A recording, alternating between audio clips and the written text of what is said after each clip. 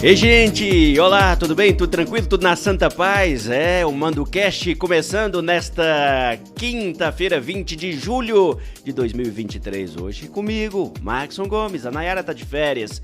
Então, obrigado você que acompanha ao vivo no YouTube do Terra do Mandu. Já vai deixando o seu like, a sua curtida, o seu comentário também. Manda o link para mais pessoas aí acompanharem. Você que chega depois, acompanha o podcast, o MandoCast nos tocadores. Nosso muito obrigado também, porque hoje um papo muito bacana, mesmo que nós temos um convidado pra lá de especial, ele, Ayrton Chips, apelido que ele vai contar como surgiu, detetive, escritor, jornalista, tem muitos casos pra contar, causos e casos, fatos verídicos e fatos que aí as pessoas vão decidir se são ou não. E aí, Chips, obrigado por ter vindo. Tá bom mesmo?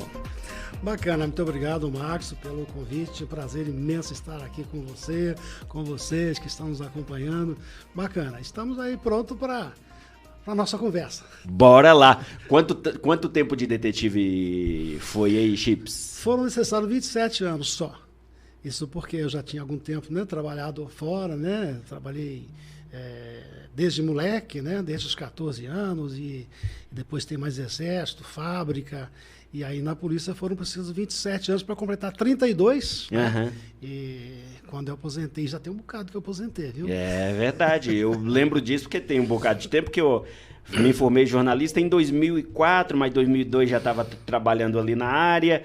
Mas eu não topava mais você na delegacia como detetive. Comecei a topar você. 2004, você disse? Formei em 2004, né? Ah, tá. Não, nessa época, 2004, eu trabalhei no final de 2004 fora de Pouso Alegre, né? Estava então lá é isso. Em Monticello, depois fiquei um ano aposentado, voltei a trabalhar depois de um ano, né? Porque aquela gracinha que o Aécio fez de não deixar aposentar com 30 anos de serviço, que é o caso de policial, né? Uhum. E aí eu tive que voltar depois de um ano e trabalhei mais um ano e meio, que acabou mudando radicalmente a minha vida, né? Aí fui para Santa Rita. Então, por isso que a gente não se encontrou tanto por aqui. Mas ao mesmo tempo, só para já dar esse resumo geral do nosso bate-papo de hoje, mesmo como detetive, você já desenvolvia essa outra veia sua de escritor. Pois é, Marcos, eu disse agora, né, 40 anos, exatamente 40. Eu comecei com rádio, né, Rádio Clube de Pouso Alegre, com o Paulo Roberto, nosso querido Paulo Roberto. Tô devendo uma visita para ele. O Paulo da Brama, Brama paga nós. Paulo da Brama, exatamente. Um grande incentivador do esporte em Pouso Alegre, notadamente do futebol amador. Sim, né? sim. Deu uma ressuscitada no futebol amador. Falei isso anteontem. Eu comecei com ele justamente porque, veja só, vou contar esse comecinho para você aí. O Paulo fazia, dentro do programa de esporte, da Rádio Clube, às 6 da tarde, ele fazia também os assuntos policiais. E até então eu não conhecia o Paulo, e ele passava na porta da delegacia e pegava com um colega lá o resumo dos BOs, ou cópia de BOs, né? Que dava um pouco de trabalho naquela época, 83, era cópia de BOs. E ele apresentava aquilo então lá no rádio, contava os fatos, né? Mas da maneira que a PM escrevia. Do Sim. Mas mesmo isso, a pessoa que passava para ele, que era o Mairix, estava meio de saco cheio. Para que ficar ter esse trabalho de pegar o papel e entregar para o cara aqui na porta da delegacia, né? E aí eu me ofereci para fazer isso. Uhum. E aí eu não me limitei, eu comecei a resumir a história, contar do meu jeito ali, curtinho, os pedacinhos pequenininhos, e aí eu já comecei a colocar o meu jeito de falar, o meu estilo, né? O Paulo, no princípio, gostou muito, mas não demorou muito tempo também, alguma coisa de semana, ele disse, olha, Chips, tá muito bom esse resumo que você faz aí, mas com esse estilo seu, esse linguajar seu aí, ele falou desse jeito, eu no comércio aqui, parece que eu não posso usar esse linguajar. Você não quer você mesmo fazer? Você pode até fazer da delegacia mesmo. Eu chego na rádio, te ligo, você faz daí. E assim eu comecei, né? Com rádio, né? Rádio Clube. E não demorou muito, eu estava no jornal também. E aí foi, até hoje nós estamos aí contando histórias, né? Sensacional. Fazendo uma live aqui rapidinho também no Instagram do Terra do Mandu para quem tá no Instagram do Terra do Mandu, avisar, ó, vem pro YouTube, porque hoje é o que a gente tá recebendo aqui, Ayrton Chips, para contar histórias aqui no nosso ManduCast. Então você que tá no Instagram do Terra do Mandu, vem pro nosso YouTube para ouvir um pouco das histórias aqui. Ô Chips, e aí já nasce um conteúdo muito legal, que ficou muito característico seu, que a galera adora mesmo, que é o seu jeito de escrever os casos, as crônicas, isso no blog, né? Mas sim, claro que isso surgiu lá no rádio. Claro que a polícia tem um jeito peculiar e uma linguagem, digamos, oficial de preencher boletins de ocorrência, mas você começou a trazer um pouco disso também para suas crônicas, para suas matérias. Pois é, eu acabei que eu antecipei essa fala sua, essa colocação sua aí, né? Como eu comecei a redigir para o Paulo um resuminho do fato, né? E aí eu já comecei a colocar, né, do meu jeito. E aquilo, a própria Polícia Militar gostava daquilo. Tanto que eu me lembro, não lembro agora o nome da pessoa, mas lembro muito bem a fisionomia do sargento, aposentado já há muito tempo. E ele, inclusive, me deu umas dicas, né? Diz, olha, bom isso aí, não sei o quê, mas tem mais umas coisinhas aqui. Começou a me passar umas dicas. Aí aquilo deslanchou de vez, né? Aí eu comecei a criar uns termos aí. É mais recente que veio com Dobrar a Serra do Cajuru. Aí eu batizei a cadeia da Rua Silvestre Ferraz, né? De Velho Hotel da Silvestre Ferraz. Quando mudou, a cadeia mudou lá para o presídio novo, né? Lá no bairro São Judas, né? Na Trevi, lá em cima. Aí era o momento de mudar de nome, né? Aí eu pensei e achei o nome, não sei se eu posso até dizer aqui, se a pessoa vai se importar, mas eu batizei então de Hotel do Juquinha. Hotel do Juquinha, pode sim, está nas crônicas, mas por que Hotel do Juquinha? Pois é, o Hotel do Juquinha é porque aquele terreno foi adquirido do senhor Juquinha. Um grande construtor. Né? Aproveito para mandar um abraço, você está ligado a gente aqui. O Juquinha já tem um tempão que eu não vejo. Sujeito muito bacana, né? Empresário de Pouso Alegre.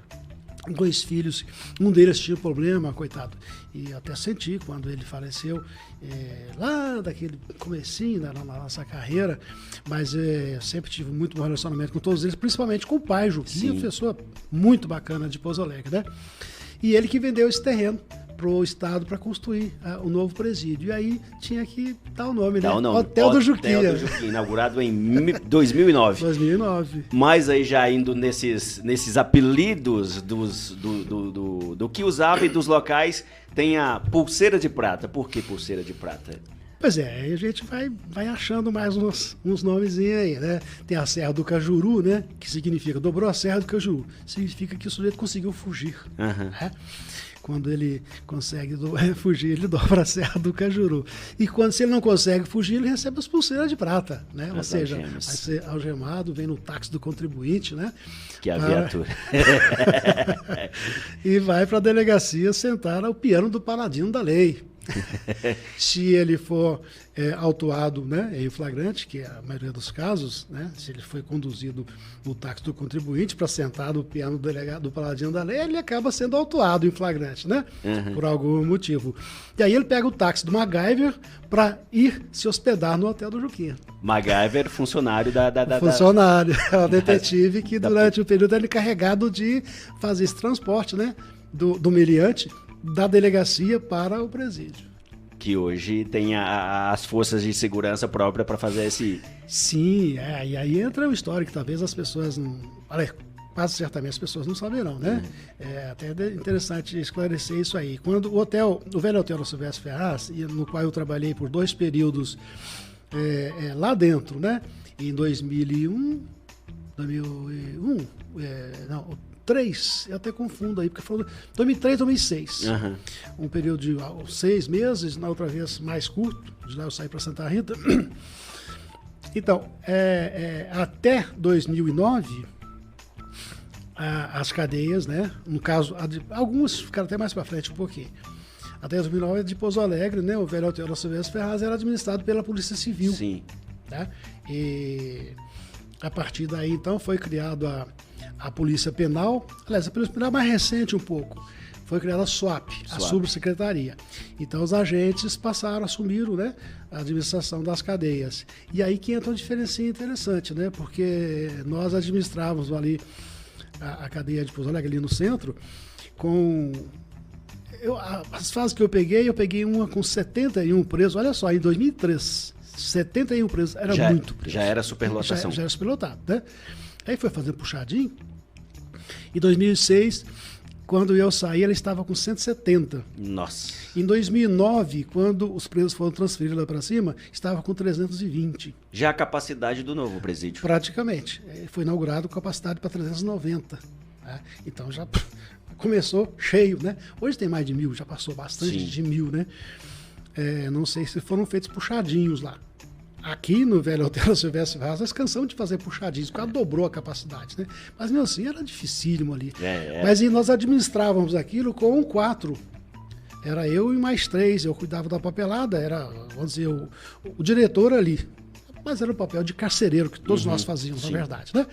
Porque diretor de cadeia tinha que ser o delegado. Um dos delegados era o diretor da cadeia do papel. Nós que administrávamos. Sim. Mas, enfim, nós 4 tocávamos na cadeia com esse tanto de preso. A SUAP, que agora virou Polícia Penal, né? Eu não sei dizer quantos tem aqui, mas é cerca de 60 no mínimo, né? Funcionários cuidando dos presos hoje, no Hotel do Juquinha. E no estado, para o nosso... É internauta o nosso que está... É espectador internauta, sim. Beleza. Então, o nosso espectador internauta, para ter uma noção, para ter uma ideia como as coisas acontecem, né? A Polícia Civil hoje, e já há bastante tempo, não tem mudado muito, porque entra uns de vez em quando e aposenta quase todo dia. A Polícia Civil tem entre 10 e 11 mil servidores. Isso em todas as carreiras. Delegado, perito, escrivão, detetive, legista, né? Não tem mais carcereiro, não tem historiador, enfim. A Polícia Penal tem cerca de 20 mil. Bem mais. O dobro praticamente. E a Polícia Civil, com esse quadro, com esse número de pessoas, administrava quase que esses mesmos presos. Tinha que investigar os crimes e investigar e guardar os presos. E guardar os presos depois. E exatamente por essa falta de gente e, ao mesmo tempo, estrutura, que o antigo hotel da Silvestre Ferraz, seu nome aí, dado, não tinha estrutura. E era tanto que quase todo final de semana tinha fuga. Tínhamos muitas fugas, né? E por falta de estrutura, inclusive estrutura física do prédio, né? Porque o pessoal é só pular e já estava na rua. Fazia tatus direto ali, pulava muro, enfim. Mas pior do que ele, Max, pior do que o velho Hotel Silvestre Ferraz, foi o hotel Recanto das Margaridas. Onde era esse? Esse é o de Santa Rita do Sapucaí. Por que foi pior? Ele foi inaugurado em 1999, em abril de 99. E como a arquitetura dele é bastante interessante, né? Que tem aquele pátio grande ali, todo cercado de tela, e sai-se do pátio por uma portinha, naturalmente, e vai para a cela. Então ele tem uma estrutura, e a cela fica em volta do pátio. E por conta disso, das guaritas, 4 guaritas que foram construídas estrategicamente, ele ganhou o apelido de Presídio Modelo do Sul de Minas. E é o mais frágil que eu conheci até hoje. Gente. O mais frágil que eu conheci até Era hoje. Modelo do ponto de vista...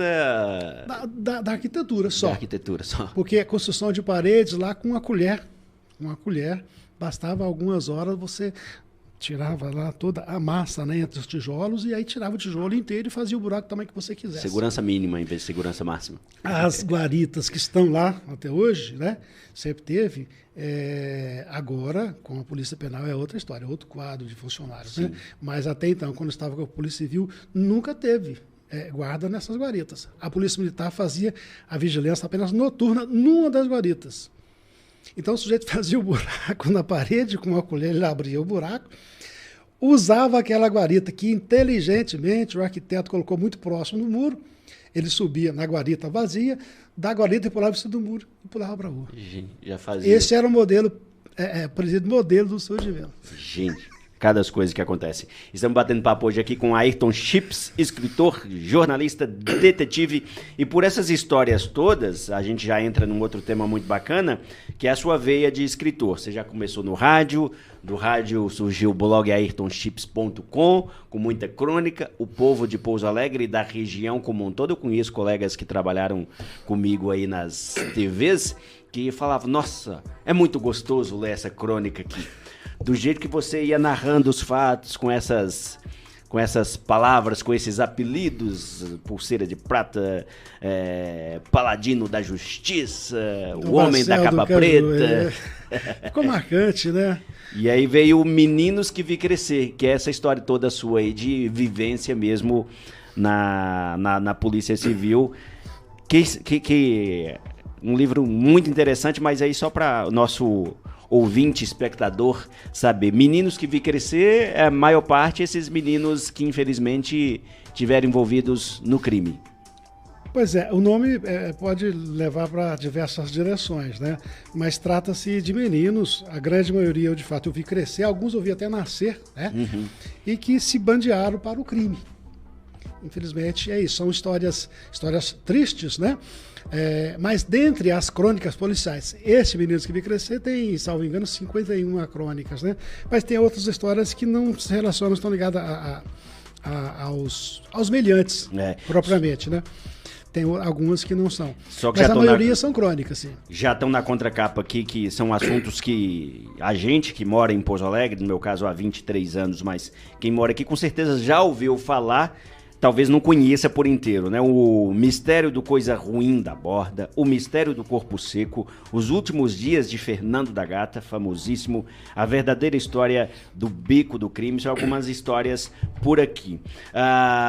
Vamos começar aqui por um caso bem policial, né? E que recentemente ele até foi um fato aí relembrado há pouco tempo aqui por conta da história do Pedrinho, também matador, que foi morto esse ano, né? Foi esse ano. Foi esse ano. Não, ano passado já, né? O tempo tá passando tão rápido. Nós estamos em julho. Foi coisa bem recente. Foi morto numa emboscada, aí tem história que ele viveu em Santa Rita, outra história que seria de Alfenas, enfim. Mas o Fernando da Gata, que é um criminoso que fez muita estripulia lá pro lado de São Paulo, fugiu aqui para a região do sul de Minas e acabou sendo morto também durante uma tentativa de prendê-lo, né? Ele foi morto ali em Santa Rita do Sapucaí. Esse amedrontou e você estava como policial, estava como detetive quando ele apareceu por aqui. Olha, se você me perguntasse, se você fosse fazer uma pergunta, qual a situação mais de medo que você passou, Chips, na sua carreira policial, eu acho que Fica a pergunta. Eu viria justamente, são muitas, né, situações assim, que às vezes a pessoa nem imagina que eu passo medo por isso aqui, mas uma das que eu mais passei medo, talvez mais mesmo, justamente porque eu era muito novo, né, em 82, eu era menino de tudo, em 82, né, estava com pouco tempo de polícia. E foi justamente Fernando da Gata. Mas por que eu passei medo de Fernando da Gata? Eu não fui para a rua caçá-lo. Todo mundo foi. Eu estava na equipe de plantão na ocasião e eu fui chamado para dobrar plantão, né? Porque todo mundo foi para a rua. E polícia civil, polícia militar. A gente fala aí 80, mas não tinha tanto também, 80 policiais. Se bem que vinha da região também para juntar nessa caçada depois do quarto crime que havia acontecido, né? Que chegou ao conhecimento da polícia. Espero que tenha ficado só nisso. 4 chegaram ao conhecimento, crimes horrendos, né? Ele era estuprador. E fazia barbaridades ali dentro de casa. Invadia casas. A esposa do dono da casa, com filha e tudo na presença. Então era terrível, né? Essa passagem dele aqui foi uma coisa horrorosa. E como todo mundo foi para a rua caçá-lo, e eu fiquei sozinho na delegacia, falei, pô, esse cara é ousado demais. Vem esconder aqui. E ele deve saber, não esconder eu não diria, mas como ele sabe, o cara é ousado como é, ele sabe que a polícia está caçando para a cidade toda. Até porque naquela época, de madrugada, você não via nada acontecendo nas ruas de Pouso Alegre, né? Uhum. O estado estava lá com uns 70 mil habitantes, acho que não tinha isso. Daí para menos. Então eu não tinha ninguém na rua de madrugada. Qualquer momento de carro, para um sujeito vivido, experiente como ele, no mundo do crime, ele imaginava e sabia que não estavam caçando por ele, estavam procurando por ele. Então eu temia que ele fosse à delegacia, onde eu estava sozinho. Naquele tempo a gente fechava a delegacia para dormir, o plantão, né? Hoje não é possível mais isso, o movimento é muito grande hoje, né? Durante a noite. E era aquela delegacia da Silvério Ferraz já, isso, quase na esquina com o comendador. Isso, a mais velha ali. Ficou muito tempo a delegacia ali, né? E eu então eu fiquei, as noites que eu passei ali, morrendo de medo dele aparecer para me atacar lá. E eu só tinha um revólver Magnum, Magnum, esqueci a marca do revólver, as balas tudo velhas, 5, 6 balas, e eu ficava pensando, pô, se esse cara usado como ele vinha aqui na delegacia me pegar. Eu com 22 anos, né, lá nessa época 24 anos, mas com menos de 2 anos na polícia, rapaz, passei o maior medo da minha vida. Então esse foi seu maior medo de detetive. Maior medo. E aí, só para fechar a história, que todo mundo sabe, ele foi morto então nesse confronto às margens do Rio Sapucaí, em Santa Rita. Pois essas histórias que eu puxei aqui na capa, justamente histórias que eu fui investigar para esclarecer. Eu estava no plantão, passei medo dele e tal, até que, e todo essa caça, né, em torno dele aqui, e ele estava lá longe, né, ele havia embarcou num caminhão que estava devagar, passando o trevo ali, ou saindo do posto, e foi parar em Ouro Preto. Nossa! Ouro Preto. Aliás, passou de Ouro Preto, em Mariana, um pouquinho para frente. Foi parar em Mariana, e aí depois começou uma negociação com a mulher dele, porque tinha que entregar as joias para ela, né, para fazer dinheiro, e não sei por que cargas d'água, marcou de encontrar com ela justamente em Pouso Alegre, né, e voltou para Pouso Alegre para entregar as joias para ele.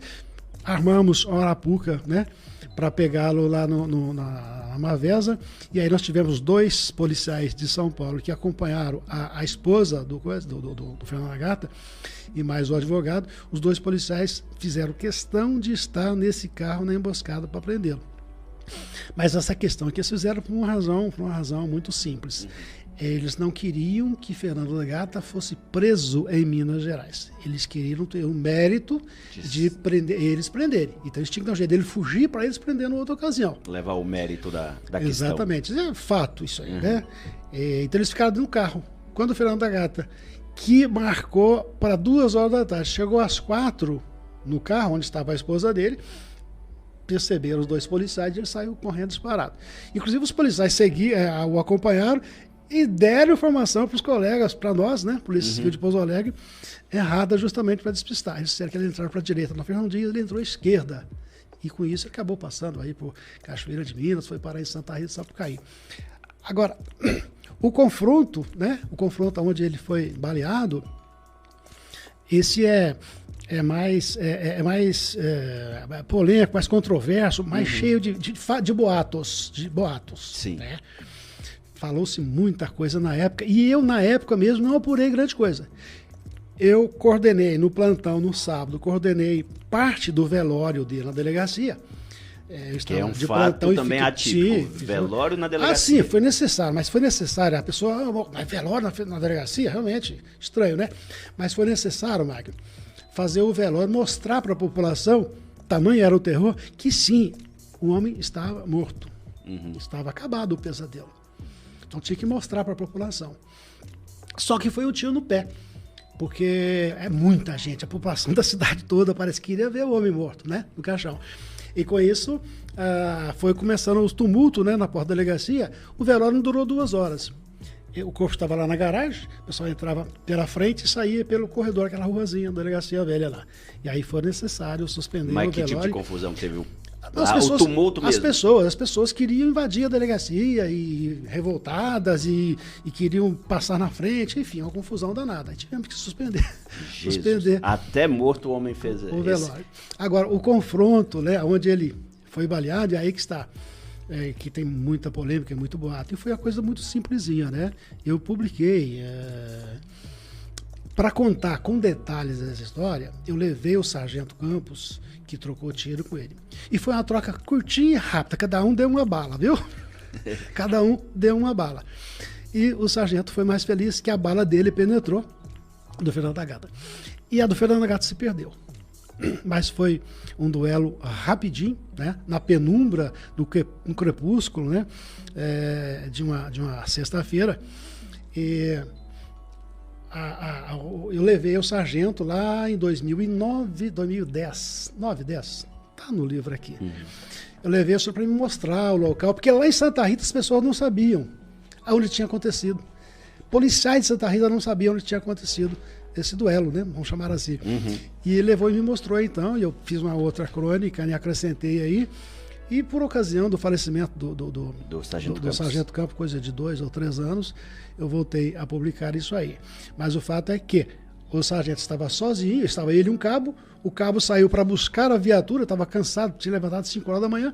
E quando ele voltou, o cabo se afastou, ele ficou sozinho, esperando, deitado lá numa capoeira, né? Uhum. Capoeira você conhece muito bem. Sim. Você que é lá do Nordeste, né? De Minas, conhece a capoeira. Ele ficou ali deitado quando ouviu um barulho. E ele então se posicionou, apontou o revólver e deu a ordem: pare ou eu atiro. Esse foi o termo que ele usou, né? A ordem que ele deu. O sujeito parou, pensou por questão de 2, 3 segundos, mas não se movimentou e atirou. Foi quando perdeu a bala, porque ele atirou virando e o sargento já estava mirando nele. Sim. E aí é um caso de um sujeito que toma um tiro no lado direito do peito e acaba morrendo com um tiro. O corpo foi encontrado horas depois, porque ele conseguiu andar cerca de 100 e poucos metros, né, até morrer debaixo de uma moita na beira do rio. Essa história do Fernando da Gata, que está em Meninos que Vêm Crescer, história muito acompanhada pelo Brasil inteiro. Fantástico, já tinha feito grande reportagem contando o terror do Fernando da Gata. For caçar no YouTube, tem muita história sobre o Fernando da Gata. O tempo nosso é curto, você vai participando aqui no YouTube do Terra do Mandu, deixando sua mensagem. Ayrton Chips está com a gente aqui, batendo papo, falando de histórias policiais, crônicas policiais, livros, romances. Desse livro aqui, desses casos aqui que a gente já mencionou, qual que você acha assim que mais é aquele verossímil, de fato verdadeiro com história? Tem o Coisa Ruim da Borda, tem o Mistério do Corpo Seco. Nem vou falar desse que é mais Romeu e Julieta, não. Coisa Ruim da Borda e o Corpo Seco. Qual que você acha que é mais verossímil aí? Olha, o Corpo Seco, eu fui muito feliz na minha investigação, porque eu encontrei muita gente que conviveu com o personagem, né? Então, que conhecia um pouco mais da história. E tudo aconteceu não muito distante de onde eu passei a infância, né? Eu mudei para Pouso Alegre no dia 28 de maio de 69, e esses fatos se deram do Corpo Seco em 55, tá? Então, tá muito... Perdão, 55 não. 55 Você estava nascendo, você nem tinha... Não, eu não... Quando aconteceu, eu não tinha nascido mesmo, né? Uhum. Mas 55 foi o caso do Beco do Crime. Mas esses fatos aí se deram no período de 32 anos, 1918 a 53, na década de 40, uhum. Que acentuou-se aí quando apareceu, né, surgiu o caso desse Corpo Seco. Mas então, na minha investigação, eu fui muito feliz porque encontrei as pessoas certas que conviveram e tal, me contaram as histórias. Mas segundo a minha investigação, né, é muito diferente do que as pessoas falam na rua, né? E eu achei a explicação até uma certa lógica, questão de medicina, pesquisando. Ele sofria, conclusão que eu chego, né, uhum.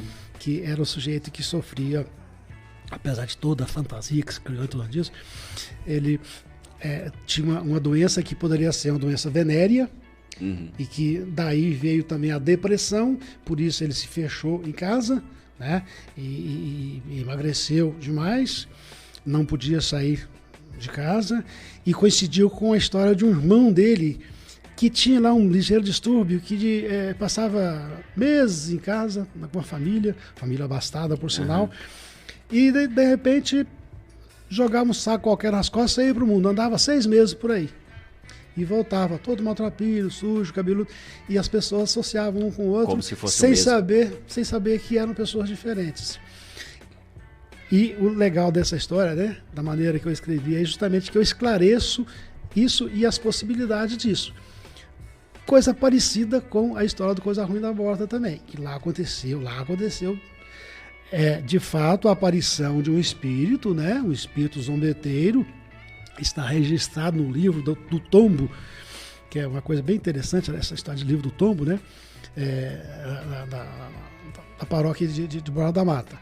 E história essa que foi relatada pelo padre que conseguiu fazer finalmente exorcismo. Vários padres tentaram, não puderam continuar lá, porque a coisa ruim ficou o Chiquinho, né?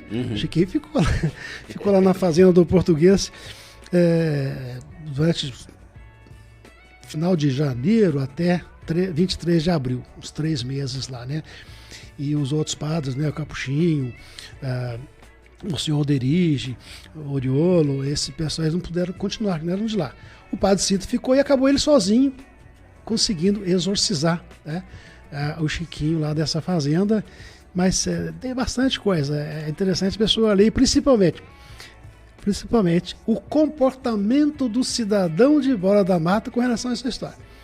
Eles querem ver, eu vou até exagerar aqui, eles querem ver o Chiquinho da Borda, mas não querem ouvir falar de Chiquinho da Borda. Detestam falar. Detestam a história. A história do Coisa Ruim da Borda. Que ficou para eu investigar isso aí me deu um trabalho danado, viu? Ninguém queria falar nada. Quer dar notícia ruim da cidade, digamos assim. Exatamente. Mas ficou conhecido, Coisa Ruim da Borda. Mas você não quis tocar nessa historinha aqui? Não, eu quero. Essa Romeu e Julieta essa é sensacional, mas ela deixou ela à parte. Mas é engraçadinha a história mesmo. A verdadeira história do Beco do Crime. É uma história assim que dá um filme... Maravilhoso.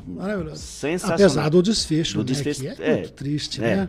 Mas é um fato ocorrido em Pouso Alegre. O pessoal conhece muito a história de Romeu e Julieta, mas tem uma história... Antes de Romeu e Julieta seria, então? Antes, né? O filme do Franco Zeffirelli, a história é de Shakespeare, né? Bem para trás, do século XVI, XVII, Shakespeare. Mas só para introduzir também, Beco do Crime é um local que existe mesmo em Pouso Alegre, uma rua que todo mundo se refere. E o crime aconteceu lá. E o crime aconteceu, o pessoal se refere. Já é tal loja assim, tal pessoa, mora ali próximo ao Beco do Crime. Você vai ali na região do Beco do Crime, que é uma rua paralela a Bom Jesus. Exatamente, ela liga paralela com o Bom Jesus, né? Liga Adolfo Olinto com João Basílio, né? Um bequinho simpático ali até. Mas ficou marcante, muito marcante com esse crime que aconteceu ali, que foi o desfecho de uma história de amor, né? Entre uma menina de 13 anos e um rapazinho de 17. E a motivação lembra, inclusive, Romeu e Julieta, porque é a diferença social. Foi isso que levou o pai a não aceitar o namoro e os dois decidiram, então, que se não podiam ficar juntos, resolveram se matar. E ela não teve força, né, para se matar, precisou que ele o fizesse. Ele cravou o punhal e na hora de cravar nele, aí faltou a coragem, né? Ele, vendo-a desfalecer, não teve a coragem, mas a gente convida o internauta aí para ler, entender, até para tirar os boatos, né? Porque essas histórias são cercadas de boatos. Sim, né? sim. Um fato é cercado de boatos. E o que a gente faz, o que eu tenho feito nos meus livros, justamente isso. Esclarecer esses fatos, né? Essas histórias que a gente citou aqui são todos fatos verdadeiros, ou seja, não é um romance, né? Não se trata de romance, que romance às vezes você tem a liberdade de criar um fato, de narrar uma história. Aqui não, aqui são fatos que realmente existiram, que você contou aqui. Exatamente. Eu tenho 3 livros publicados, né? 2 que estão lá tem quase Quem Matou prontos. o Suicida. Isso. O meu terceiro livro, sim, esse é um romance fictício, né? Romance totalmente fictício, romance policial. Eu acho muito interessante, para mim. Eu tenho até uma taça que eu batizei com o nome da personagem, tanto que eu gosto do livro que eu escrevi, da personagem que eu criei, né? Mas lá eu criei. É um romance, ficção, né? Agora, esses 2 são crônicas policiais, tudo que está aqui aconteceu. Muito interessante. E aí, se você pegar o livro para ler, são diversos artigos, diversas crônicas mesmo escritas aqui, né? Agora, uma coisa interessante, mistério mesmo, viu, Marcos? Mistério que eu mesmo não sei explicar como é que eu fiz. Porque eu montei todas as histórias, peguei todos aqueles títulos e fui juntando material que alguns eu escrevi especificamente para o livro, mas muitas dessas crônicas eu tinha pronto lá, né?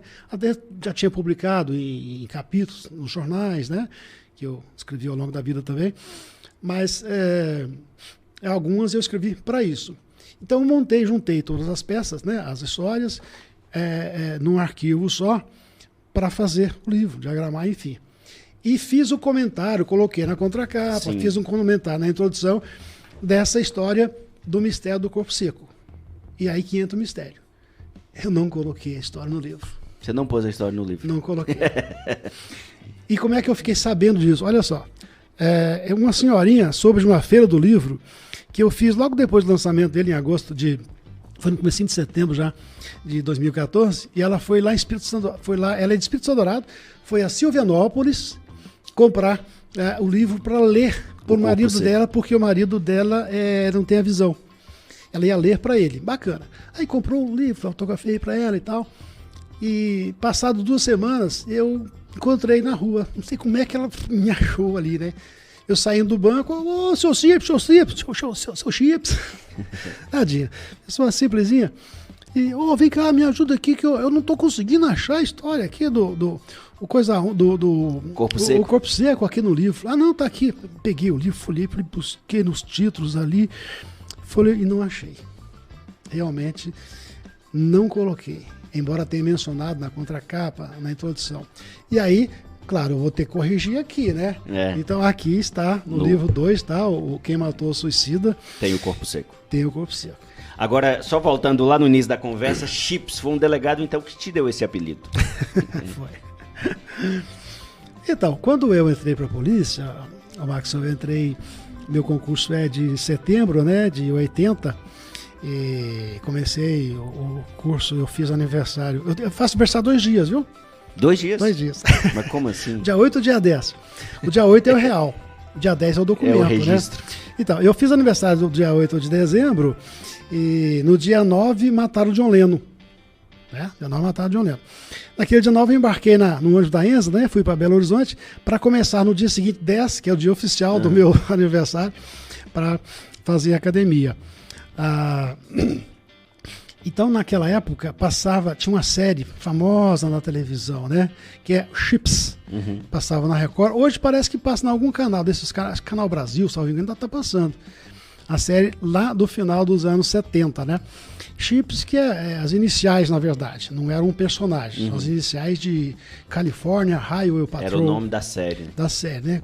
Patrulheiros da autoestrada da Califórnia, coisa assim. E os dois mocinhos, interessante, né? Porque o John Baker, loiro, e o Eric Estrada, né? O Franco Pontiarello, moreno. Mas eu parecia com os dois. já não tinha o cabelo grisalho ainda. Pois é, não. Aí naquela época tava bem castanho ainda, né? E numa dessa aí, um colega na delegacia, na segunda-feira de carnaval, cara, você imagina, delegacia cheia de gente, tinha mais polícia do que gente na delegacia. Isso lá em 1981. Tava fazendo estágio ainda, né? Ele saiu dando o apelido, não tinha o que fazer, escrivão, bonachão, depois foi delegado, já aposentou. Ele saiu dando apelido para cada um que ele olhava. Ele avistou o beijinho, de fato ele parecia uma boca assim, os lábios bem salientes. Beijinho, bom, pegou. Tinha um grandão meio desengonçado, lá ele olhou, Lobão. Pegou. Olhou para mim sentado, né, no banco, lá dentro da delegacia, 3 horas da tarde, no calor do cão, penteadinho, arrumadinho, certinho, né, óculos escuros. Olhou, aviador, fazia sucesso na época. Olhou, Chips. Pronto, não precisou mais nada. Pegou. Já era. Veio de lá. O Narciso Rodrigues fala, meu caro Matinhos, amigo de infância. Meu pai achava você o cara na época. Opa, quem que é? O Narciso Rodrigues. Narciso Rodrigues. Mora hoje no Faisqueira. Grande amigo. Depois você deixa o endereço, Narciso. Eu preciso te encontrar, cara. Você é o cara. Faisqueira. Deve estar fazendo 30 anos que eu não vejo Narciso. Ah, é? E Narciso, amigo, nós tínhamos um Ele é um espectador grupo, assíduo de... nós tínhamos um grupo de amigos bacana ali no Bairro Saúde. Cresci com o Narciso e tantos outros ali da família Amaral, né? E aí apartamos, eu quase fui sócio do Narciso, que é um artista, né? Uma época lá bem jovem. E já tem anos, deve ter uns 30 anos que eu não vejo Narciso. Passa o endereço que eu vou te visitar ainda esse final de semana. E você... é dos Coutinhos, bairro dos Coutinhos em Congonhal. O pessoal de Pouso Alegre vai muito pelos pesqueiros por lá e tem muita gente comprando chácaras e tudo mais, que hoje em dia é assim, vai saindo da cidade. E dos Coutinhos aí tem muita história e daí a pouco vai surgir mais casos nesses romances todos por aí. Tem. Mas antes de falar desse romance que é o quinto, né? O quinto livro, né? Quinta obra que eu escrevo. Lembrar que eu estou justamente morando essa semana, né? Que eu moro em BH, estou morando essa semana justamente na chácara lá nos Coutinhos, né? Que é dos meus meninos agora. Mas bacana. eu nasci lá, assim, e você falou em Pesqueiro, nós temos três, né? O do Vicente, parente distante, mais distante, o do Celso, que esse é primo, e do Jairo também, que é primo do Vicente, né? Aliás, o Jairo é primo do Vianney, do Pesqueiro do Vicente. O Vicente faleceu há pouco tempo, né? Mas ali é quase todo mundo parente. Mas ao lado do Pesqueiro do Vicente, aquela casinha que você vê, aquele sobradinho antigo, lá nasceu meu pai, morava minha avó. Do lado do Pesqueiro. Morou o tempo todo ali. Sim, mas eu tenho uma história. Essa eu misturo um pouco de ficção com realidade, né? É o meu 5º trabalho. Devo publicar até meados do ano que vem uma história bacana que fala sobre êxodo rural. Um fenômeno, né? Sim. Muito interessante, muito importante, né? Que aconteceu no Brasil lá em meados do século passado, e hoje está se invertendo, né? As pessoas estão voltando para a roça, mas não para trabalhar, para produzir, mas para morar, para buscar a segurança, a tranquilidade da roça. Mas enfim, tem sim um romance, que é o 5º, né? Que devo publicar o ano que vem, que fala de uma família interessante, e aí eu misturo a ficção com a realidade, mas mostrando principalmente os problemas, as dificuldades de se morar na roça, viver na roça, as famílias pobres, como era o caso da minha, né? E eu sou, inclusive, produto do êxodo, né? Eu vim para a cidade em 69 porque era necessário vir, lá não tinha condição de ficar. É o meu caso. O ano que vem a gente fala sobre isso. Show de bola. Só dar um recado aqui da Santa Maria Materiais para Construção. Você está precisando de produtos, materiais de construção aí, desde o básico, leve, um número para casa, ao material pesado, tijolos, brita, areia. Então fale com o pessoal da Santa Maria Materiais para Construção, fica bem ali ao lado do estádio do Manduzão. Vá na Santa Maria Materiais para Construção que você encontra tudo mesmo para sua casa, viu? E tem aluguel de betoneiras, caçamba para entulho. Ligue, chame no zap, fale com o pessoal, vá lá no Santa Maria Materiais para Construção, que você será sempre muito bem atendido por todo o pessoal lá, viu? E tem preço bacana demais da conta, viu? Chama para Pouso Alegre, chama para região, que o Santa Maria Materiais de Construção vai atender você. É o Ayrton Chips aqui com a gente hoje, falando de livros, falando de muita história. Abraço aqui pro Alberto Alebrante, falando que gostando das histórias bacanas demais para Pouso Alegre, deixou um super chat aqui pra gente também. Abraço aqui também para o Gui Bertuzzi, chips sempre incrível. Tem mais assuntos aí, ou Irata Andrade? Eu acho que não sei se meu trem aqui tá carregando direito. Que abraço tá dando... aí pro Gui. Menino entrou aí na minha família, saiu, mas a nossa amizade continua bacana. Um abração para você. E também pro Alberto, né? Ele que é um leitor assíduo das minhas coisas também. Está lá no bairro, lá é Chapadão 2, acho que é isso mesmo, né? Mais ligadinho, ele é sempre atento nas coisas que eu conto, que eu escrevo. Um abraço para você, Alberto. Sensacional. Ô Chips, e desses livros seu que você escreveu e as histórias que você está escrevendo, aí teve toda essa questão de mudança para Belo Horizonte, aí o blog ayrtonchips.com deu uma parada então. As crônicas semanais, diárias, elas estão em pausa. Na verdade, Maxo, eu já estava parando quando eu mudei, né? Estava ficando muito difícil escrever notícias policiais da maneira que eu sempre escrevi, e mostrando, né, com o nome das pessoas, né, mostrando o nome das pessoas, e muitas das vezes, sempre que era possível, mostrando a cara do meliante. E aí? E eu sempre achei muito importante isso, mostrar a cara do meliante, porque quando eu comecei a trabalhar na polícia, lá em 81, né, formei finalzinho, comecei a trabalhar em 81 na Polícia Civil. Naquela época, você conhecia os meliantes da cidade, você conhecia o maconheiro, você conhecia o maconheiro, era usuário, né? Uhum. Conhecia o traficante e conhecia também até os ladrões, né? De longe você conhecia. E eles cortavam volta para não chegar, para desviar da gente, né?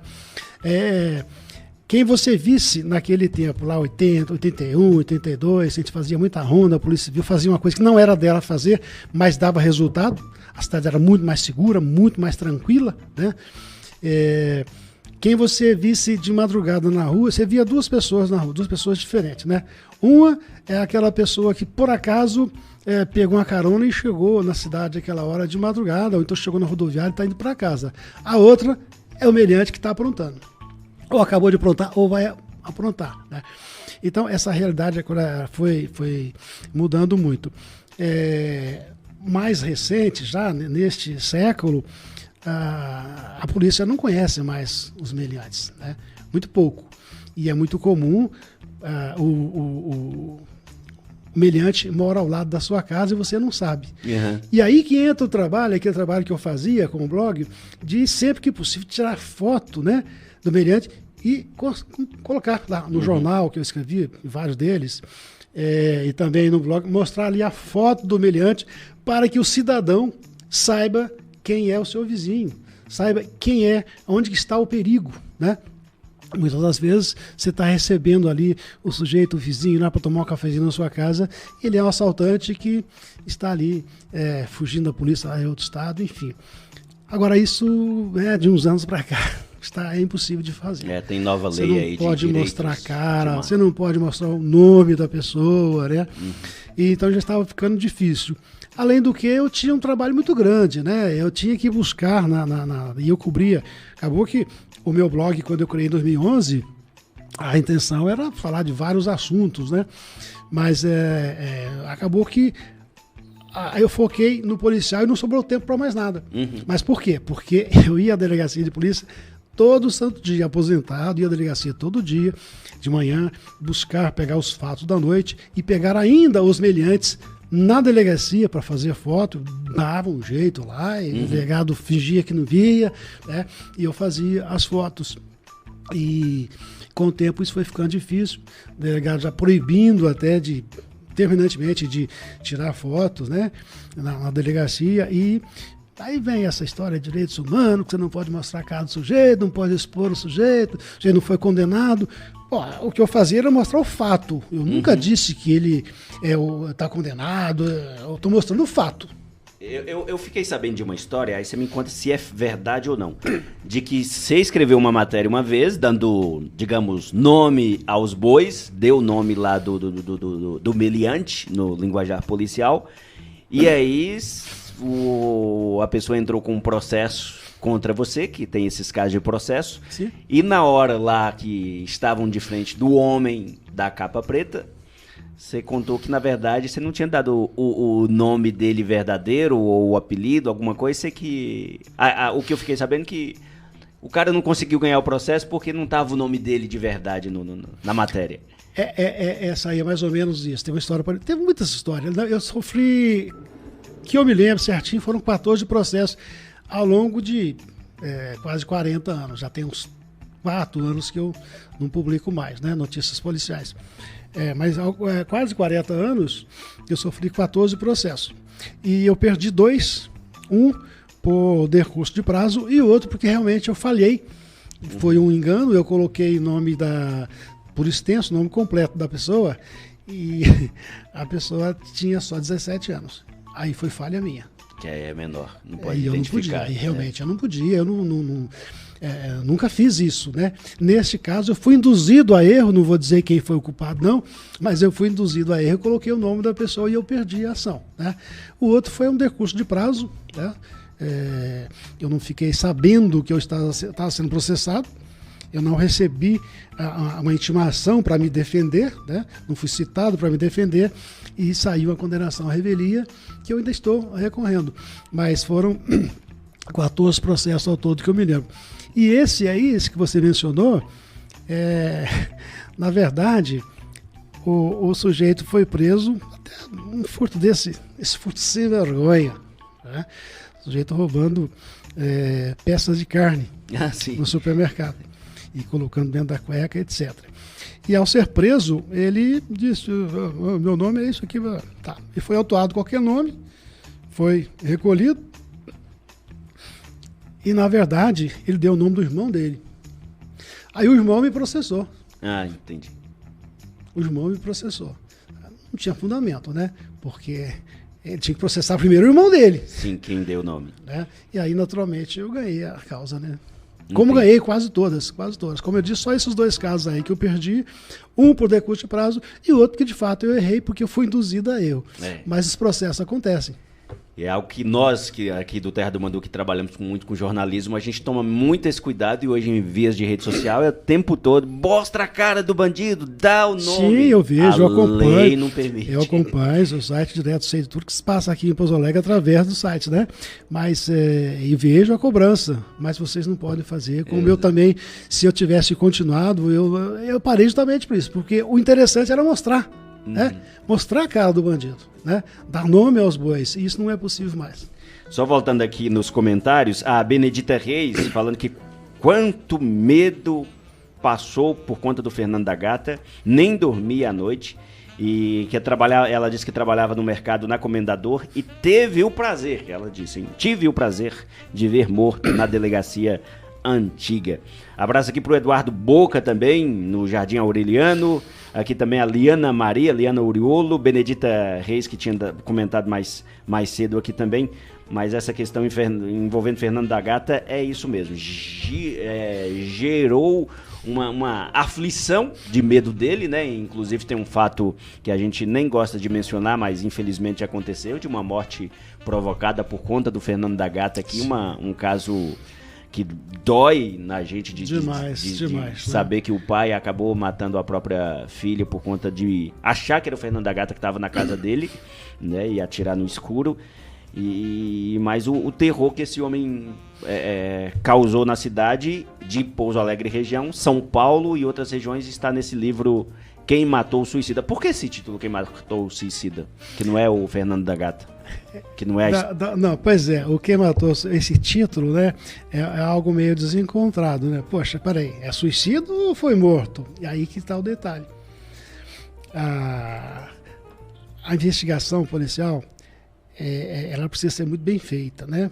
Muito atenciosa, com muito profissionalismo, né? Com muito amor à profissão que você faz. Eu, por exemplo, quando entrei na polícia, eu entrei porque eu estava desempregado, saí da fábrica, pedi demissão, não aguentava mais trabalhar, ser operário na fábrica, ganhando pouco, trabalhando muito, um horário ruim, e pedi demissão, fiquei desempregado, surgiu o concurso, primeira coisa, fui lá, fiz a inscrição, acabei passando no concurso, né? Fui para a academia alguns meses depois, então, mas foi um emprego para a minha polícia.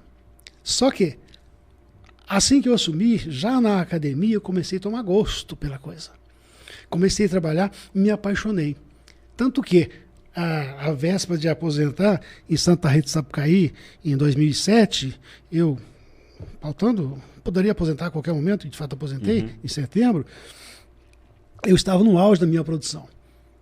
Eu pulava muro, subia em cima de casa, pulava muro, dava tiro, corria atrás de bandido. Me apaixonei pela profissão policial. Eu diria até que eu trabalhei mais na minha reta final, já bem maduro, né, de profissão e de idade. Trabalhei até mais, com mais animação, com mais intensidade do que jovem. Porque eu gostei de ser policial, eu gosto de ser policial, eu gostei de ter sido policial. Aliás, só que não atuo mais, né, porque o policial ele nunca deixa de ser policial, a menos que seja expulso, né, que não é o meu caso. Mas então eu gostei da coisa. E é necessário, qualquer que seja a atividade que você esteja fazendo, você tem que dar o seu melhor, né? E no caso desse título aqui, Quem Matou o Suicida, quando o sujeito é encontrado lá morto, e no caso especificamente tem a foto na capa aqui, né? Você vê que tem uma corda, né? Um banquinho chutado de lado. Então, se você encontra lá no mato, e isso é quase sempre assim, tem alguns casos de suicídio também em casa, que o sujeito pendurado numa corda, um banquinho chutado de lado, qualquer leigo que olha aquilo lá diz que o sujeito suicidou. Mas será? E essa história é uma das maiores que está aqui no livro, mais extensa, né? Mostra justamente isso, que o sujeito... Ele foi suicidado, né? Mas aqui na região, fato... Aqui na região. Esse é um caso bastante intrigante, né? Que aconteceu aqui na região, não posso identificar aí para não... Mas o primeiro trabalho, que está o detalhe. No primeiro trabalho policial, o sujeito foi lá e fez o trabalho e deu como suicídio. Porque qualquer cidadão, qualquer pessoa que visse aquilo, diria que foi um suicídio, enforcamento. E aí passa pela medicina legal, né? Necrópsia. E no caso de enforcamento, não tem muita coisa a ver. Mas um bom médico legista interessado, que gosta daquilo que faz, vai perceber, porque como disse a minha amada esposa, que é médica legista, e ela é apaixonada, talvez até mais do que eu, pelo assunto policial, né? E ela adorava investigar. E, por sinal, muitos casos polêmicos caíram na mão dela. Sim. Essa história até é inspirada justamente no dinamismo dela, da investigação. Porque só quem gosta vai perceber que o sujeito apesar das evidências, não foi suicídio. Ele foi colocado lá, morto. E aí... né, tentaram simular, mas não existe o crime perfeito. O detetive aposentado, né, que não precisa ser necessariamente eu, aí vai lá, investiga e descobre que realmente o sujeito foi morto longe dali, mas aí os detalhes, porque deixa marca para transportar, enfim... a pessoa que lê vai entender que é possível disfarçar uma situação. São histórias que a gente lê, a gente vê assim, no meu caso, que gosto do audiovisual, né? Por ter trabalhado no rádio, na televisão e tudo, mas já vai naquela vontade assim, nossa, isso dá um documentário, isso dá um filme. Então são muitas histórias que dá lindas histórias aí, lindos documentários aqui desses casos contados. Voltando à questão do detetive, na sua opinião, o que é essencial para ser um bom detetive? E o que você acha? Tem muitos hoje aí, ou a tecnologia deu uma atrapalhada ou melhorou essa questão da investigação? Olha, para ser um bom detetive, você tem que amar aquilo que faz. Para ser um bom gari, tem que amar aquilo que faz.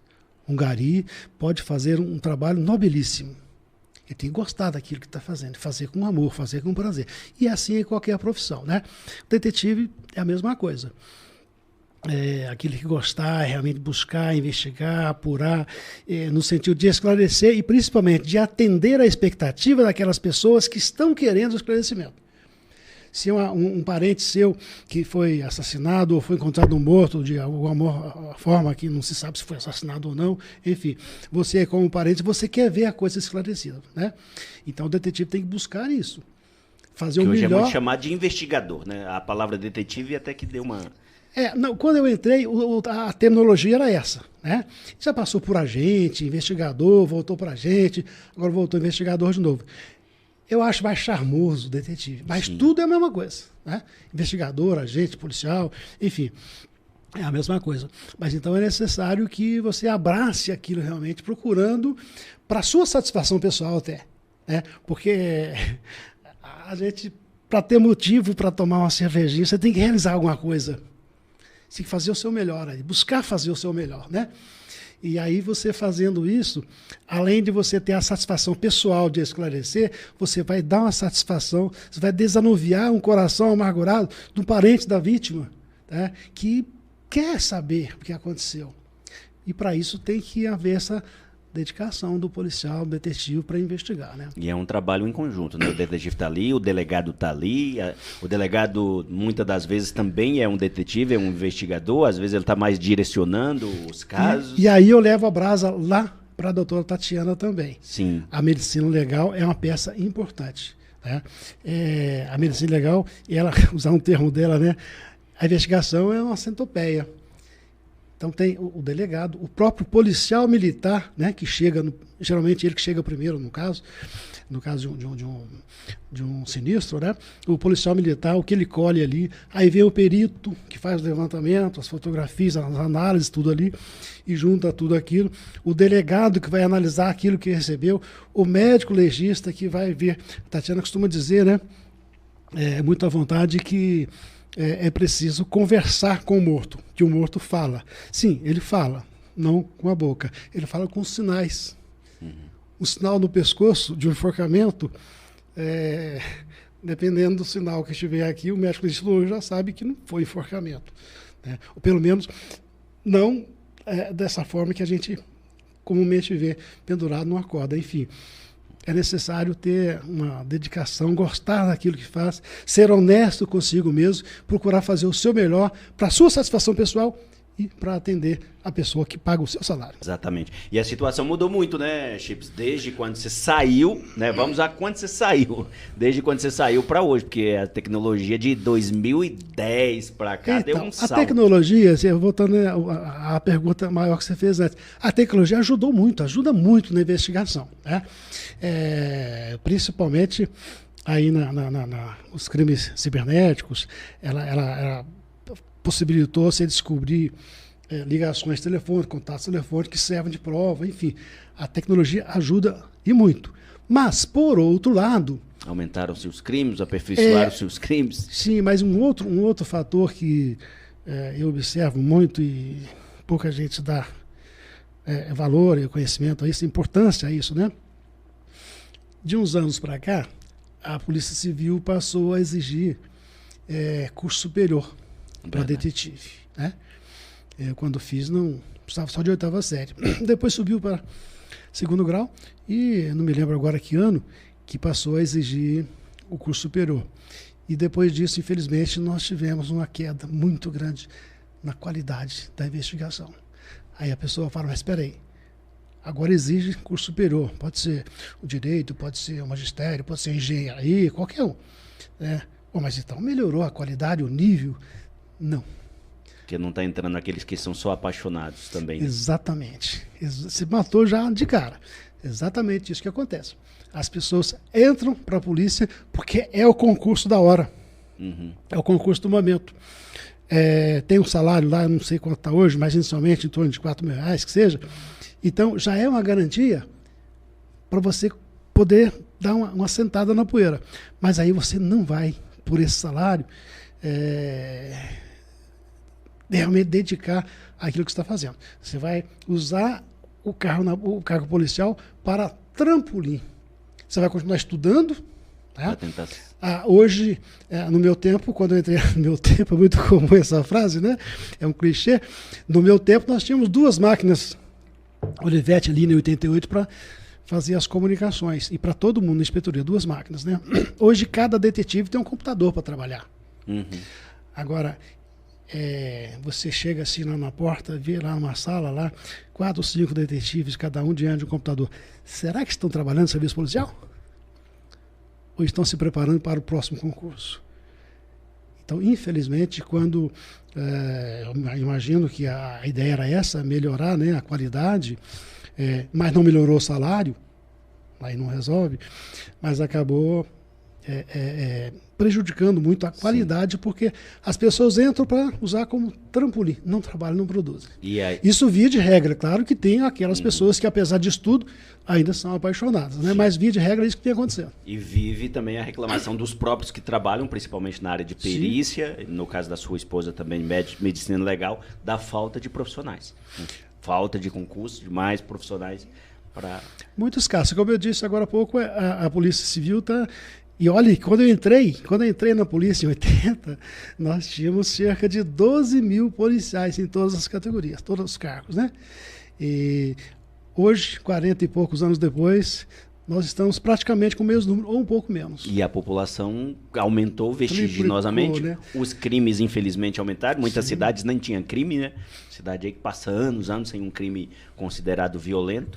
É preciso repensar a segurança pública no país, né? Mas ele continua no ar. Continua.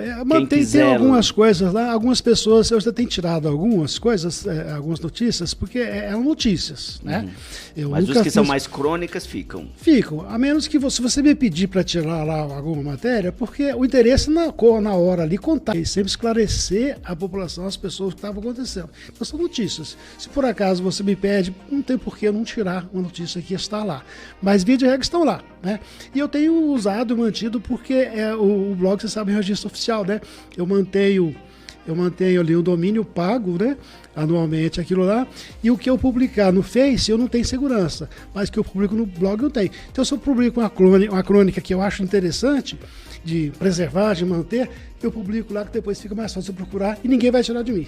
Sensacional. Ayrton Chips tem livros bacana demais, ele contou só um pouco, não não deu o spoiler total aqui das histórias, mas tem muita história boa dos meninos que vi crescer, né? E os casos que até hoje mexe com o imaginário de Pouso Alegre, a verdadeira história do Beco do Crime, os últimos dias de Fernanda Gato, o mistério do Corpo Seco que está no livro Quem Matou o Suicida, o mistério do Coisa Ruim da Borda e muita, mas muita coisa. Rapaz, eu tava lendo os títulos aqui, só os títulos já deixa a gente louco. O encontro do fã com o ídolo, Pedrinho e GG, assim nascem os noias. Muito interessante. Essa história, Pedrinho e GG, dois meninos que um deles eu vi nascer praticamente, outro eu conheci um pouquinho mais à frente. Eu te confesso que toda vez que eu leio essa história, umas partezinhas dela, eu me emociono. Eu me emociono com o que eu escrevi, um fato que de fato aconteceu. Voltando nesse livro assim, e o título Meninos que Vi Crescer, é aquilo que você fala mesmo aqui na apresentação. Muitas vezes a falta ali, quando a criança, o adolescente, perde a referência do pai como um herói, que é o que você cita. É uma fase, né, importantíssima da vida, né, de toda pessoa, a adolescência. Os pais, né, deixam de ser o ídolo e aí tem que procurar alguém. E esse é o momento que, infelizmente, os covardes traficantes abraçam. É necessário ter muito cuidado com os filhos em todas as fases, as faixas etárias, né? Toda a idade, mas principalmente nessa idade agora aí dos seus 13 aos 17 anos, adolescência, é preciso redobrar o cuidado com os filhos. Paulinho, uma prisão para dar risada. Você que prendeu o cara e você riu depois que prendeu o homem? Porque foi muito engraçado a maneira que eu tive, como eu consegui prender esse menino, né? Eu tentando segurar e perseguindo para prender, tinha que prender, e a mulher achando, ele tentando desvencilhar, e a mulher achando que eu estava querendo brigar, bater com o menino, e ela, eu vou chamar a polícia, não parar, vou chamar a polícia. E eu ofegante, pelo amor de Deus, chama logo, que eu não estou aguentando prender esse rapaz sozinho. Pensão alimentícia não é crime, mas dá cana, isso teve muito. Tem muito. E é uma coisinha bobinha, né? Mas tem uns devedores de pensão alimentícia que são artistas para desviar da polícia, viu? E aqui você usou o nome de filme até. Max e Leninha, Dormindo com o Inimigo. Essa era uma policial, ela ficou muito aborrecida. É claro que eu não coloquei o nome dela, esses nomes não são os verdadeiros, né? Quase todos que estão no livro são, mas alguns casos, naturalmente, eu tive que, o bom senso, né, pediu para colocar nomes fictícios, mas ela sabe que eu estou falando dela. Síndrome de Estocolmo? Pois é, ela sabe que é dela que eu falo e ela ficou muito aborrecida, mas é a história real dela com um meliante que felizmente para ela foi assassinado precocemente lá em Campinas e ela ficou livre dele, mas ela culpa a mim por ter contado a história. Ô Iratan, já que eu tô terminando, viu, porque eu entrei numa vibe aqui que eu tô gostando. Essa aqui é uma história de amor. O detetive forasteiro e a médica voluntária. Bacana essa história, viu? Vale a pena. Como eu disse, a maioria das histórias são histórias tristes, desfechos tristes, né? Essa história é muito bonita e o fruto está lá hoje, um lindo garoto de 13 anos, por conta desse detetive forasteiro, que quando ela perguntou pro delegado, quem que é esse, ela não usou esse termo aqui, pelo menos não fala, né? Quem que é esse bonitão aí? E o delegado então vira para ela, olha, mexe não, isso aí não é flor que se cheira. Godofredo, um artista atrás das grades. Assaltou meu filho, ele com 12 anos, assaltou meu filho com 14, 15. Ninja, o Justiceiro do Recanto das Margaridas. Nem existia moradia com esse nome quando você pôs o livro, né? Que hoje existe o Recanto das Margaridas. Hoje não, já existia. Não, eu aprendi lá justamente. Entendi. Chapeleiro, o último chefão do velho hotel da Silvestre Ferraz. Desfecho triste teve esse garoto que eu conheci desde pequeno. Gente, é muita história, viu? As aventuras e desventuras de Cirilo Bola 7. Esse tá vivo por aí, tá coitadinho, né? Tá um fantasminha, né? Pele e osso, passou metade da vida dele na cadeia, a outra metade anda pelas ruas. Não voltou pro crime, mas também não serve para a sociedade e nem para ele. É uma pena, porque começou novinho, começou filho do Bola 7, eu conheci o pai, profissional, chorava quando via o filho preso, mas não adiantou, né? Foguinho, um meliante no meu quintal. Pois é, passou pelo meu quintal e eu vendo o Globo Esporte, o galo cantando, a galinha gritando lá, e eu pensei, deve ser cobra, deixa pra lá. Era o sujeito, tava no meu quintal. Você pegou ele? Só depois. Monteiro, o ladrão do Bagdá e seus 40 ladrões. Marcou história esse sujeito. Eu estou para escrever uma crônica tirando um pedacinho daqui, porque é bastante interessante. Onde que eu fui aprender? Nós fomos aprender um cordão de ouro, né? Que era um presente desse Bagdá. Para quem? Para um homem da capa preta. Eita! O lobo e o carneiro e os carrapatos. Por quê? Você pegou carrapato no cara e ficou coçando? Não, essa não é a história policial. É muito engraçada, boa história. Dois amigos, claro, o cão já morreu, né? Uhum. E o amigo Carneiro é o nome da pessoa, também já morreu precocemente. Tinha um sério hábito, né, vício, né, do álcool, mas é uma história bastante interessante, engraçadinha e que fala do Carneiro, homem, meu amigo, e também do cachorro dele que vivia infestado de carrapato. Antes de encerrar, tem uma história aqui também que a gente não abordou e que também fala-se muito em Pouso Alegre até hoje, né? Que é algo religioso que deu tragédia ou não teve isso? Assim nasceu o Ribeirão das Mortes. Sim, não chegou a tragédia, mas marcou ali, né? Mas teve confusão. Teve, bastante interessante essa história do Ribeirão das Mortes. E no outro aqui eu tenho Ribeirões da minha infância. Uhum.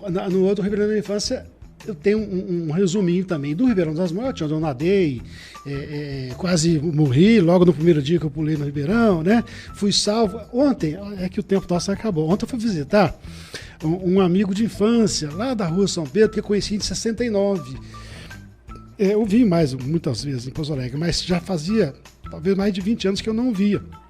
Trabalhei com o irmão dele e depois ele morreu precocemente, o irmão, né, com o qual eu trabalhei. E ontem eu fui visitar o Amauri e isso por conta de uma fotografia que eu publiquei, que eu tirei em 1976, revelei agora há poucos meses atrás, publiquei a fotografia que é a de binoclinho, e acabou que isso me fez descobrir todo esse pessoal que eu não via há décadas, né? E o Ribeirão, o que tem a ver? Ribeirão, primeira vez que eu pulei no Ribeirão, eu acostumado a nadar em ribeirões rasinhos lá nos Coutinhos, pulei no Ribeirão das Mortes, fui levantar, não achei pé. Oxi. E por alguns minutos, um minuto talvez, fiquei me debatendo e os moleques que estavam conosco achavam que eu estava brincando. E até que um desses irmãos, né, que era mais alto, bem mais alto, tinha uns 15 anos, eu tinha 10, a maioria tinha 10 anos, ele percebeu que eu não estava brincando, pulou na água e me salvou. Se eu não tivesse feito isso, eu não estava contando a história aqui. Exatamente. Renanzinho, o psicopata da cabeleireira. Matou a cabeleireira? No centro da cidade ali. Acho que eu lembro desse caso. 10 horas da manhã. Foi quanto tempo esse caso? 2000 e... eu lembro desse caso. 2000 Foi ali perto da 12, 13, por aí. Vieira de Carvalho? Isso, ali. Eu lembro desse caso. Que triste. Pai do Dudu. Me chamo Wesley, assim que mudei para Pouso Alegre, uns 3 anos, encontrei o blog e ouvia falar do Hotel do Juquinha direto. Me perguntava, que é tanto esse Hotel de Juquinha? Muito bom. A Kátia Castle. Oi, sograsta! Essa Beijo. História é ótima. Que sorte a nossa Tati ter ficado com o gostosão. Opa! Acho que Vou fazer um suco de mexerica pra você depois dessa, sograsta. Depois acho que vale até um podcast com vocês dois, hein? Kátia é uma pessoa fantástica, né? Muito tempo de rádio. Não, mas não a Kátia, eu tô falando você com a Tati. A Kátia vale também, a rapaz, Kátia é mas sensacional. Com a Tati, se ela vier aqui, aí você tem que reservar um espaço de 3 horas, pelo menos, viu? Né? E ela tem muita história e ela pegou umas histórias... Ela fala mais do que eu. Eu já entrevistei ela como jornalista, quando ela estava aqui em Pouso Alegre, de uns casos aqui. E recentemente ela pegou uns casos grandes lá em Belo Horizonte, que teve que enfrentar a grande mídia para dar explicações também. Sim, ela teve um caso que foi preponderante, né? A atuação dela foi naquele acidente do ônibus lá perto de... Esqueci a cidade agora. Que o ônibus Barão de Cocais. Acho que foi isso. Caiu numa ribanceira, o ônibus, morreram muitas pessoas, né? Ela 381 indo para minha região. Isso. correu para lá e tomou as atitudes necessárias para minorar um pouco a situação, né? Inclusive no atendimento e apoio às pessoas, aos familiares. E um outro caso, né, complicadíssimo, que foi essa operação da PRF aqui em Varginha. Eu lembro desse. Né? E, salvo engano, ela já estava na Sejusp, não era a atuação dela, mas o superintendente pediu que ela viesse dar uma mão nisso aqui, e aí a atitude dela de chegar ali, sondar e puxar tudo para Belo Horizonte de imediato foi importante demais, né? Não podia deixar ali em Varginha, sujeito a acontecer coisas piores ainda, né? Mas enfim, parece que ela é um para-raio, né? Ela apareceu bastante na medicina legal justamente por isso. Aquele avião que caiu com 2 casais lá em Bueno Brandão, a múmia de Bueno Brandão, né? Esse caso aqui, o suicídio olha só, suicidaram o vereador lá, né? O ex-vereador lá. O Silvio Santos. Sim. E ela entrou no caso e acabou descobrindo que era completamente diferente a história, né? Que mãe e filha haviam matado o marido e o pai. Enfim, uns casos bastante polêmicos que caiu de paraquedas justamente com ela. O caso da psicóloga aqui, que gerou muito controvérsia, também não chegou. Ela já tinha ido para Belo Horizonte, mas é um caso exemplar também da importância da medicina legal, que a gente acompanhou tintim por tintim, porque no primeiro momento parecia um crime no sentido de que ela foi morta por alguém, mas a Polícia Civil, através da medicina legal e o trabalho dos investigadores, que entra nesse caso, como você disse, que é uma centopeia, tem vários pés aí, constatou que o caso da psicóloga, que foi um caso aqui atrás do Fátima 2, foi suicídio. Mas neste caso especificamente, eu vou deixar uma vírgulazinha aí, tá? A polícia não conseguiu encontrar, e de fato, apesar de ter feito todo o esforço, não conseguiu encontrar nenhum indíciozinho que pudesse culpar, que pudesse afirmar que foi homicídio. Mas também não conseguiu encontrar nenhum indíciozinho para afirmar o contrário. Que a garantia. Eu tenho em mente uma crônica que devo publicar até o final do ano, é uma crônica mais longa, preciso de um pouquinho de tempo, que eu vou mostrar que poderia ter acontecido, sim, um assassinato ali. Não estou afirmando nada disso, tá? Só vou dizer com o meu tino policial que poderia ter, sim, acontecido. A polícia não conseguiu achar prova de que foi, mas poderia ter. Mas é mais pra frente. Mais pra frente, vamos acompanhando as histórias, o que vem por aí do Ayrton Chips, muita coisa legal. Chips, agradeço demais a sua presença aqui no MandoCast, disponível depois nos tocadores, disponível, claro, na íntegra no YouTube. Muito obrigado, seja sempre bem-vindo. E quando tiver uma crônica lá assim, tô com vontade de escrever uma crônica hoje, Terra do Mandu, publica pra nós? Claro, na hora. Bacana.